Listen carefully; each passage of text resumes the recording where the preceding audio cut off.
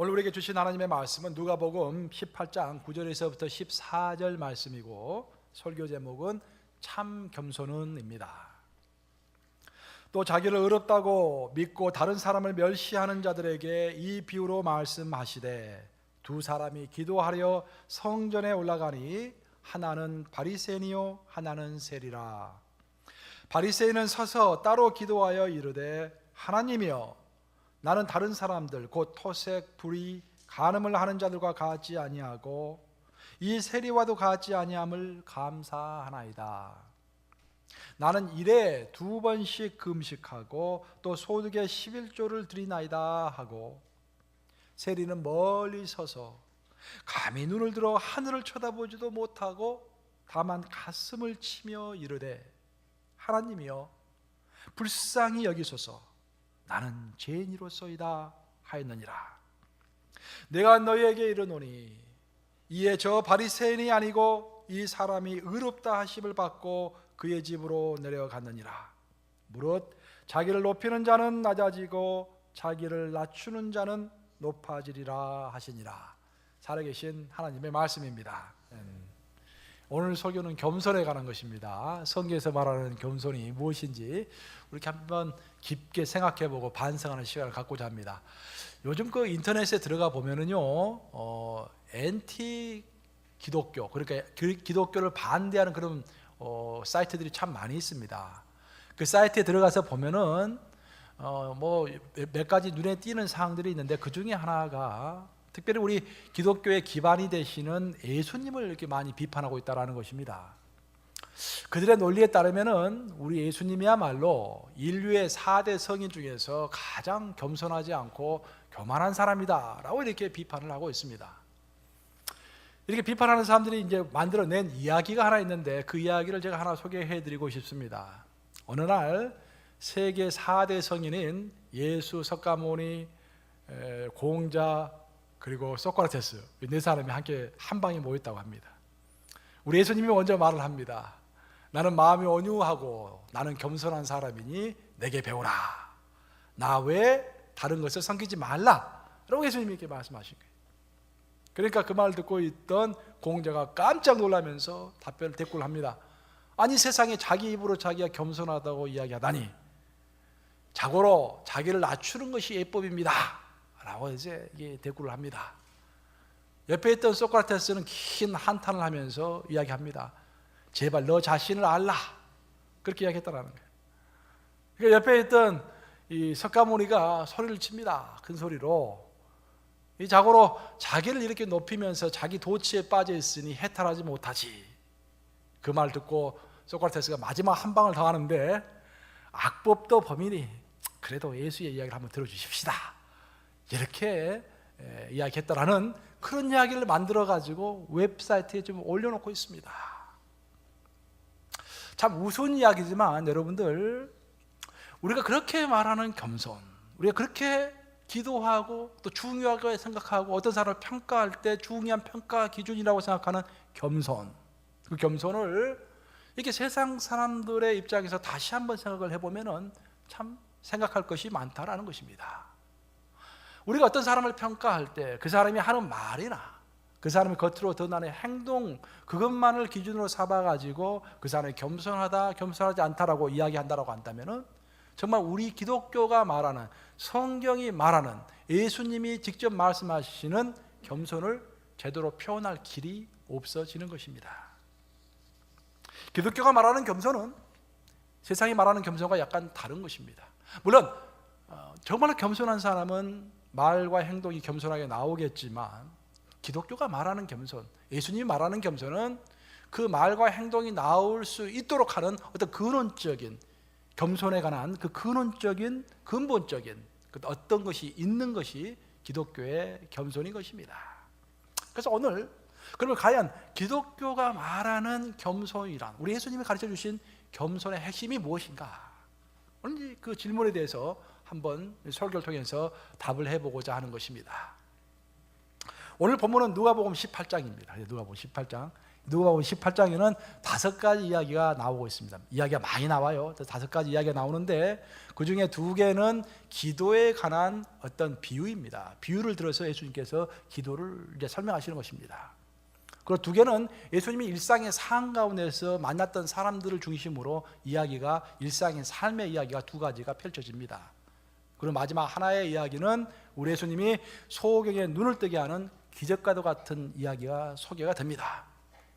이야기를 이렇게 각각 하나씩 읽으면은요, 어떤 뭐 일관성도 없는 것 같고 별거 아닌 것 같은데 혼동스러운데, 그 5가지 이야기를 18장 전체를 곰곰이 묵상을 해보면은 어떤 일맥상통한 어떤 맥락이 있습니다. 그 맥락이 뭐냐면은 한마디로 표현하면은 반전이 이루어지고 있다라는 것입니다. 먼저 된 자가 나중되고 나중된 자가 먼저 되는 그런 반전이 이루어지고 있습니다. 전부 다 이야기 5개가 전부 다 그런 이야기입니다. 우리 세상에서는 우리가 세상에서는 한 번 루저, 한 번 패배자가 되면은 다시 일어서기가, 다시 재기하기가 참 힘듭니다. 그렇죠? 특히 우리 한국 사회가 그런 것들이 강한 것 같아요. 한 번 실패하면은 평생 실패할 확률이 높습니다. 근데 우리 하나님의 나라에서는 정반대로 한 번 루저가 된 사람, 한 번 패배자가 된 사람은 오히려 그 패배 때문에 겸손한 마음을 가지게 되어서 결국 마지막에 위너, 승자가 될 수 있다라는 그런 메시지를 오늘 본문 전체를 통해서, 18장 전체를 통해서 우리에게 해주고 있는 것입니다. 특별히 오늘 18장에, 누가복음 18장에 나오는 이야기 중에서 오늘의 본문은 세리와 바리새인, 이 2 사람 사이의 관계가 역전이 되었다라는 것을 설명하고 있는 그런 대목입니다. 바리새인이 누굽니까? 바리새인 그 당시에 모든 사람들의 존경을 받는 종교 지도자들입니다. 성경에서는 이제 특히 복음서를 읽어보면 바리새인들이 상당히 부정적으로 많이 묘사가 되는데요, 모든 바리새인이 그렇게 부정적으로 묘사되는 것이 아니라 어떤 특정한 바리새인들이 이제 문제가 되었던 것입니다.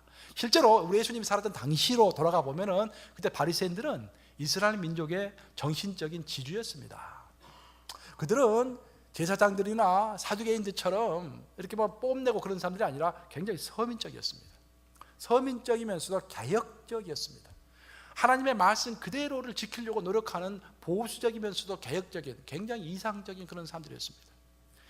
로마의 압제하에서도 자신의 민족을 지키고 자신의 율법을 지키기 위해서 안간힘을 썼던 훌륭한 사람들이었던 것입니다. 그들이 사실은. 그런데 이제 그것이 너무 지나쳐서 일부 사람들이 율법의 형식을 너무 잡고 가다 보니까 예수님으로부터 많은 징계를 받았던 것입니다. 어찌됐든 그래도 그 당시에 바리새인들은 많은 사람들이 존경하는, 따르는 종교 지도자였습니다. 반면에 세리는 어떤 사람들입니까? 세리는 한마디로 말하면 신발에 묻어있는 오물과도 같은 사람입니다. 매국노입니다. 매국노.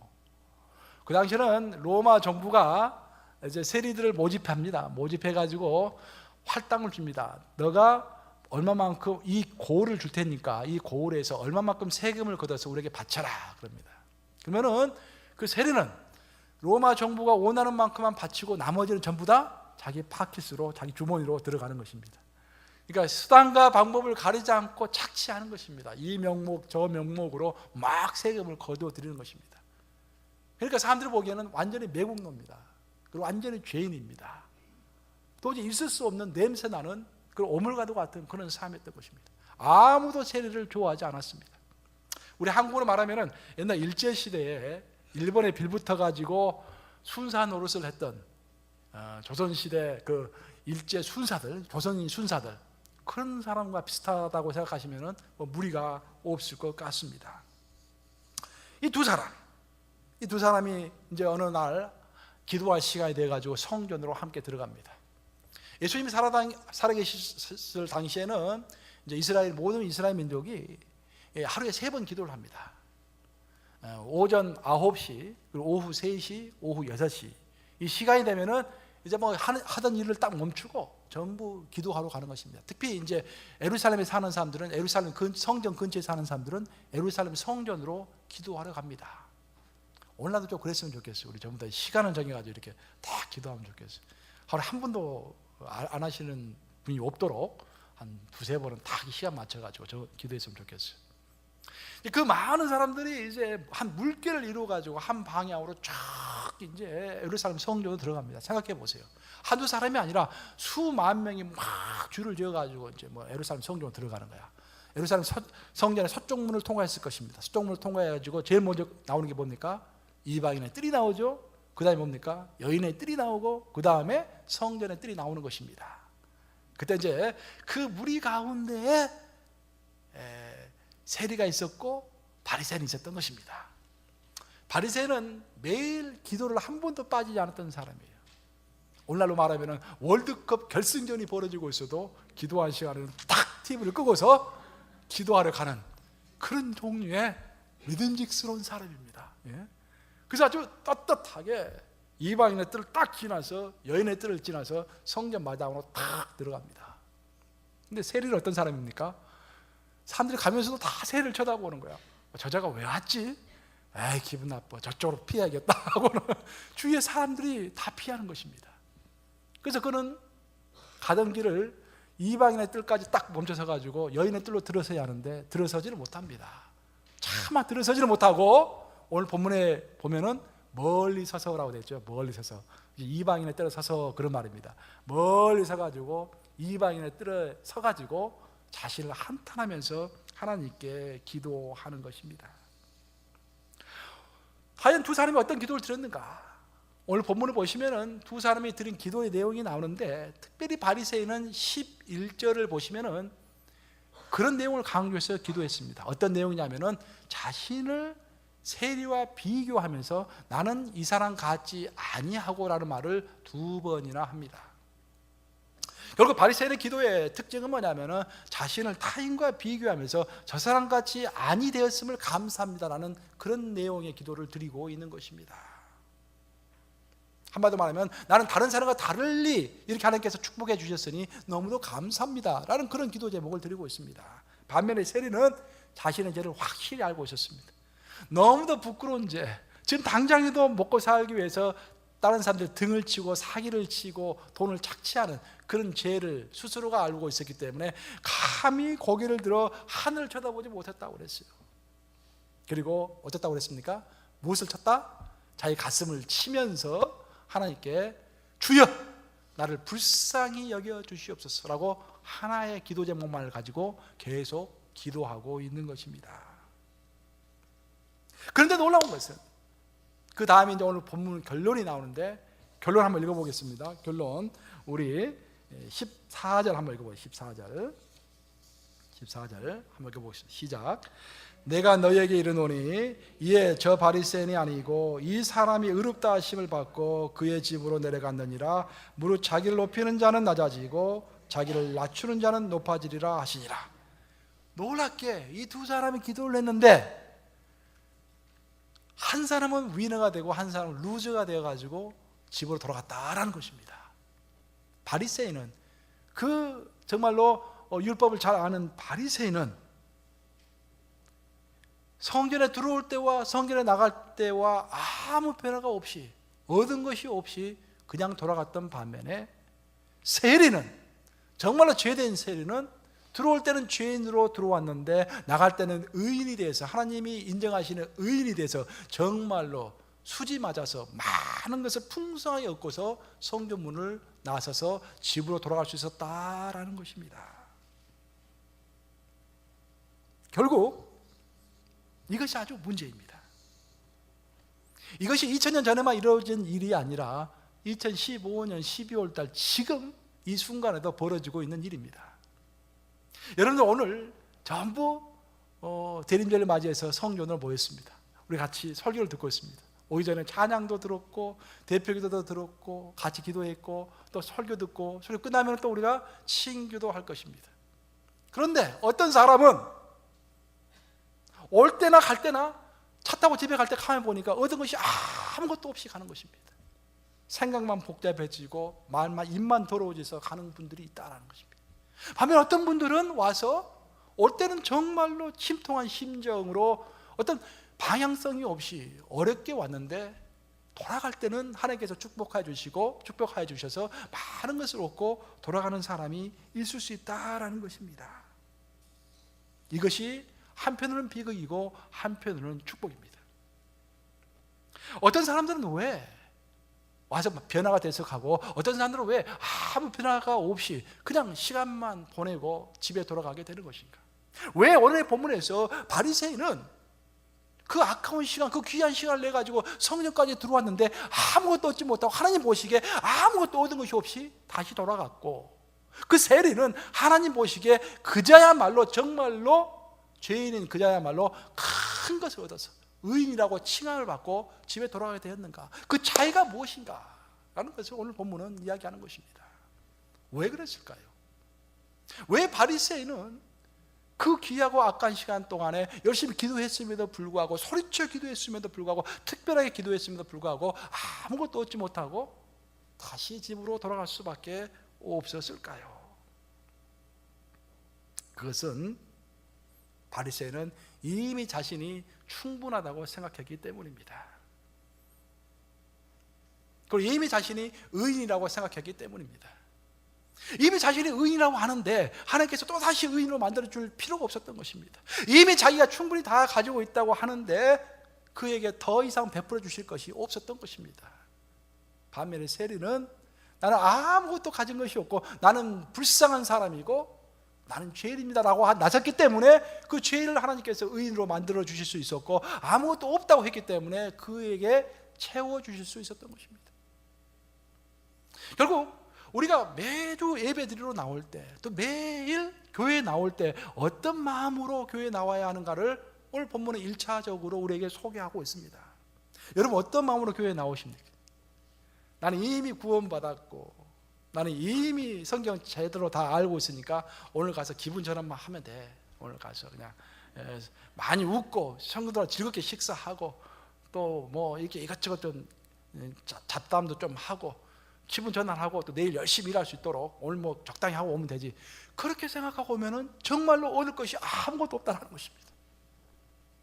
올 때 불쌍한 마음으로 주여 나를 불쌍히 해주시고, 오늘 설교 말씀할 때 목사님 하실 때 그의 입을 통해서 딱 한마디라도 나에게 얻는 것이 있게 하여 주시옵소서.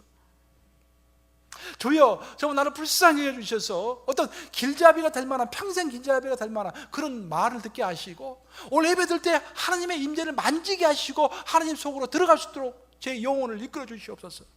그 갈급한 심령으로 나온 사람에게는 하나님께서 다 보고 계십니까? 안 보고 계십니까?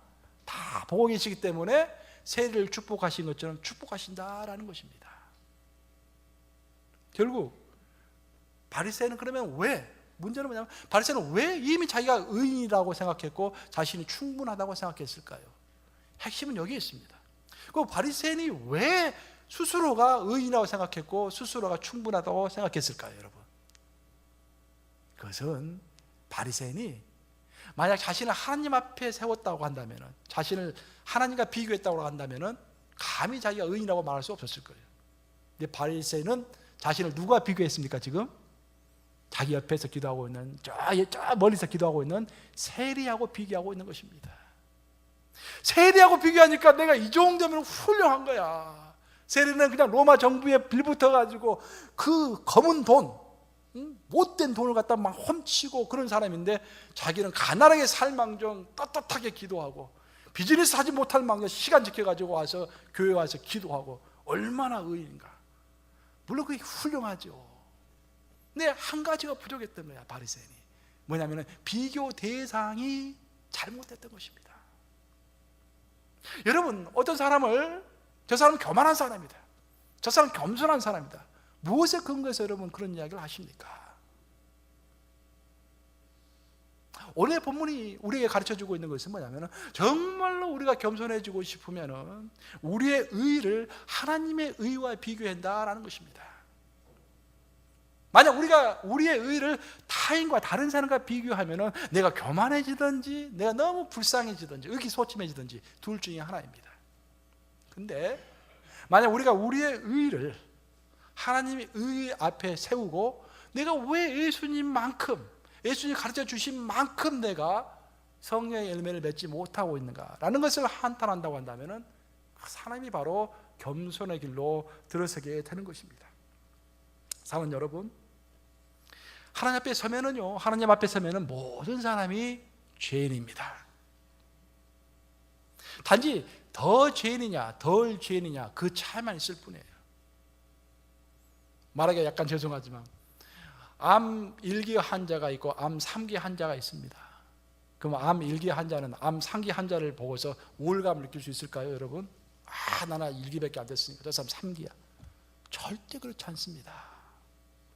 1기든 3기든 암세포를 가지고 있는 한 항상 근신하게 되고 항상 주 앞에서, 하나님 앞에서 자신을 돌아보게 되는 것입니다. 만약 우리가 어떤 사람을 향해서 저 사람은 교만한 사람이다 라고 말한다면 그 순간부터 나는 내 자신을 돌아보지 않고 저 사람에게 포커스를 맞추면서 본문의 바리새인처럼 다시 타인의 죄만 정죄하는 그런 교만한 사람이 되어간다라는 것입니다. 내가 비판하는 사람과 나 사이에 어떤 차이가 있다고 한다면 그래서 교만 1기냐 교만 3기냐 그 정도의 차이예요. 육신을 입고 살아가는 모든 사람은 교만에 대해서 절대로 방심할 수가 없습니다. 우리가 내 자신을 하나님 앞에 세워서 내가 내 의와 하나님의 의를 비교하는 순간부터 나는 내 자신이 너무 불쌍하게 생각이 되어서 다른 사람 쳐다볼 여유도 생기지 않습니다. 그것이 바로 오늘 본문에 나오는 세리의 마음이었다라는 것입니다. 세리가 지금 다른 사람들 쳐다보고 있습니까? 오직 자신의 가슴을 치면서 자신의 못난 것만 이야기하고 있지 않습니까? 우리 예수님께서 우리에게 바라시는 우리의 신앙의 태도가 그런 것이라는 거예요.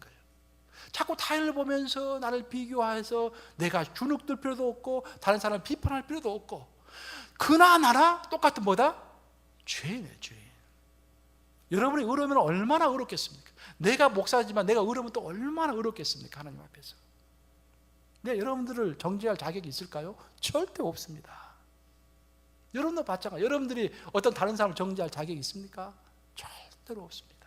여러분이나 여러분이 비판하는 사람이나 똑같이 하나님 앞에서 죄인인 것입니다. 이 세상에서 살아갈 때 가장 어리석은 사람은 나는 이 정도면 됐다라고 이야기하는 사람입니다. 지금 바리새인이 그렇게 이야기하고 있어요. 나는 이 정도면 됐다라고 이야기하고 있어요. 그런데 신앙의 세계에서 내가 정말 이 정도면 됐는지, 내가 정말로 구원받기에 합당한 자인지, 정말 내가로 정말로 의인인지 하는 것은 내가 판단합니까? 하나님이 판단합니까? 하나님이 판단하죠. 항상 잊지 마세요, 여러분들. 내가 정말로 구원받을 자인가? 그래서 구원은 두렵고 떨림으로 이루어가는 것입니다. 이미 구원받은 몸이지만 already 이미 구원받았지만 not yet 아직까지 구원을 완성하지는 않았습니다. 구원의 완성의 자리에 설 때까지 하나님 앞에 설 때까지 정말로 구원받기 합당한다라고 인정받기 위해서 우리는 항상 근신하며 깨어서 기도하면서 주의 말씀대로 성령에 거역하지 아니하고 그 길을 따라가야 하는 것입니다. 내가 정말로 의인인지 내가 정말로 충분한 자인지 그래서 내가 평가하고 다른 사람이 평가하는 게 아닙니다. 다른 사람이 나를 와 훌륭하다고 할 때 그때가 위험한 것입니다. 선질로 아는 자가 위험한 거예요. 내가 정말로 충분한 자인지 내가 정말로 의인인지 그것은 우리 하나님만이 알 수 있는 것입니다. 그래서 신앙의 세계에서 가장 복된 사람은 자신의 죄를 깨닫는 사람입니다. 자신이 얼마나 큰 죄인이냐라는 것들을 깨닫는 게요 쉬운 게 아닙니다, 여러분. 우리가 정말 처절하게 내 죄가 정말 크다, 나는 정말 큰 죄인이다라는 것을 깨달아 알 수 있다고 한다면은 우리 삶이 많이 변화가 될 것입니다. 그래서 우리가 어떤 기도를 할 때 여러분 기도 제목 가지고 기도 많이 하시죠? 기도할 때 꼭 빠지지 않고 정기적으로 심도 있게 기도해야 할 기도 제목이 두 가지가 있습니다, 여러분. 꼭 잊지 마세요. 첫 번째 여러분들 꼭 기도해야 할 것은 뭐냐면은 하나님의 사랑을 알 수 있도록 도와주세요라고 기도하셔야 돼요. 하나님의 사랑의 넓이와 깊이와 높이가 얼마나 큰 것인지, 하나님께서 독생자 예수를 보내셔가지고 십자가에 못 박히신 그 사랑이 이토록 우리를 사랑하신 그 사랑이 얼마나 큰 건지, 그래서 우리가 깨달아 알 수가 없어요, 여러분들. 저도 답답해요. 그러니까 저는 기도 많이 합니다. 기도하면서 발전이 있어요. 이제 깨달았어요. 옛날에는 머리로만 하는 거예요. 머리로만 예수님이 오셔가지고 십자가에서 못 박혀 돌아가셨으니까 나는 구원을 얻었구나. 머리로만 하는 거야, 이게. 근데 어느 날 가슴으로 그것이 이해되기 시작해요. 왜? 성령께서 도와주셨어. 그래서 우리가 기도할 때 그것을 가장 우선적으로 기도해야 돼요. 하나님의 사랑을 이해하게 해달라고. 십자가에 자기 아들 못 박히신 그 사랑을 이해할 수 있게 해달라고. 그것이 신앙의 출발이며 알파요 오메가요 처음이요 끝이요 모든 것이기 때문에, 그것을 아는 것이 모든 것이기 때문에 우리가 정말 하나님의 사랑을 제대로 이해한다면 우리의 신앙이 활기를 얻을 뿐만 아니라 내 목숨까지라도 바쳐가지고 교회를 위해서 봉사할 것입니다. 쉽게 넘어지지 않을 거예요. 하나님의 사랑을 제대로 깨닫지 잘 모르기 때문에, 하나님이 얼마나 우리를 사랑하시는가 그것을 제대로 모르기 때문에 시험받고 넘어지고 어려운 것입니다. 그리고 두 번째로 기도해야 할 것이 바로 오늘의 본문에 관련해 가지고 내가 얼마나 큰 죄인인가 그것을 깨닫게 해달라고 기도하셔야 돼요. 내가 얼마나 큰 죄인인가를 깨달아 알아야만이 하나님의 사랑이 얼마나 큰지를 알 수가 있습니다. 이렇게 죄인인 나를 내가 뭐라고, 하나님께 사랑하셔가지고 그 아들 독생자를 십자가의 못을 박아서 죽게 하셨다라는 사실이 놀랍게 내 가슴에 다가와야만이 그때부터 내 삶에 코페르쿠스를 기진 아주 전환점이 되는 그런 삶이 이루어지는 것입니다. 우리 인간은 아무리 위대한 신앙의 승리를 거두고 있다고 할지라도 그 가운데서도 죄를 짓습니다.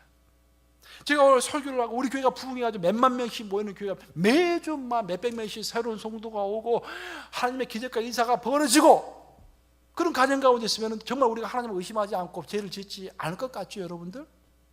그렇지 않아요. 근데 성경을 읽어보면 정말 우리가 신앙의 정점에 있을 때 오히려 큰 죄를 짓습니다.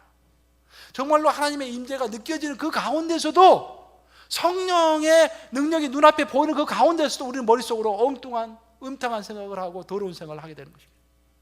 그것이 정신분석학자 프로이드의 결론인 거예요. 우리가 그런 존재들입니다. 그것을 깨달아 알고 내가 하나님 앞에 내 자신을 세우고 하나님의 의와 내 의를 비교하면서 나야말로 죄인입니다 라고 고백하는 것이 그 사람이 겸손한 사람이라는 거예요. 우리는 얼마든지 겸손을 속일 수가 있습니다. 얼굴 표정을 온화하게 하고 말씀 부드럽게 하고, 그래서 아주 공손하게 아주 세밀하게 섬깁니다. 굉장히 겸손한 사람 같아요. 근데 교회 오기 전에 바로 한 시간 전에 집안에서 대판 싸우고 막 주먹이 왔다 갔다 하고, 그 여기서 그렇게 공손하게 섬기는데 딱 차를 타고 집에 가는 순간부터 부부가 부부싸움하기 시작하고, 그런 사람이 얼마나 많은지 모릅니다. 얼마나 많은지 몰라요. 겸손은 얼마든지 속일 수 있는 것입니다. 그 눈가림의 겸손을 보고 저 사람은 교만한 사람이다, 저 사람은 겸손한 사람이다, 그것 때문에 세상 사람들로부터, 앤티 크리스찬들로부터 우리가 비판을 받는 것입니다. 예수님이 왜 나는 겸손하다고 하셨습니까? 나는 마음이 온유하고 겸손하니. 왜 그랬습니까? 예수님은 항상 하나님이 시키는 일이 내 밥이라고 그랬고 나는 항상 하나님 안에 있다고 그랬습니다. 예수님은 자신을 다른 사람과 비교하지 않았어요. 우리 예수님 만약 다른 사람과 자신을 비교했다면 자신은 정말 성인 군자로서 교만해졌을 것입니다. 근데 항상 우리 예수님은 성부 하나님을 생각하는 사람이었습니다. 그래서 자신을 겸손하다고 고백한 것입니다. 저는 우리 성도 여러분들이 속이는 그 거칠의 겸손한 자가 아니라 정말로 하나님 앞에서 겸손한 자가 되기를 축원합니다. 그런 자가 돼야 돼요. 우리 하나님 앞에 나를 세워야 합니다. 다른 사람 앞에 나를 세우면은 아니 되는 것입니다. 제가 한 20년 전에 이제 미국에 유학을 왔는데, 유학을 와서 이제 우리 주기가 그때 한 살 때 막 태어나가지고 얼마 안 돼가지고 이제 한 살 정도 돼가지고 왔는데, 그때 이제 가끔씩 유학생활 하면서 이제 갔던 식당이 월드 컨트리 버페이라고, 월드 컨트리, 우리 교회는 월드 컨트리 로드에 이제 있는데 월드 컨트리 버페이라는 그런 뷔페집이 있어요. 미국 음식 뷔페집인데 아주 맛있어요. 음식도 좀 저렴하고. 그래서 그 식당을 자주 갔어요. 그 식당에 가면은 뭐 애들이 이제 말도 잘 못하고 어린 애들이지만 음식 먹기 전에는 간절히 기도를 탁 네 사람이서 하고 이렇게 음식을 탁 먹는 거예요. 그날도 이제 식당에 가가지고 우리 가족이 이제 음식을 먹기 전에 기도를 했어요. 어린 아이들 데리고 기도를 열심히 했어요. 그 눈을 딱 떴는데 저 앞에 있던 어떤 점잖게 생긴 어떤 중년 부부가 있었는데 그 부부가 막 박수를 치는 거예요. 막 우리 부부를 보면서 훌륭하다고. 그래서 아마 그 사람도 이제 크리스찬이었던 것 같아요. 그래서 유학생들이 이제 와서 이제 애들 데리고 어린 애들 데리고 식사기도를 열심히 하니까 이게 훌륭하다고 생각했던 거예요. 그래서 막 박수를 치는 거예요. 기분이 좀 좋더라고요. 근데 묘하게 그 다음부터 그 식당에 가서 기도할 때는 항상 다른 사람이 의식이 되는 거야. 내가 지금 기도하고 있으면 누가 보고 있을지 모르겠구나 이게.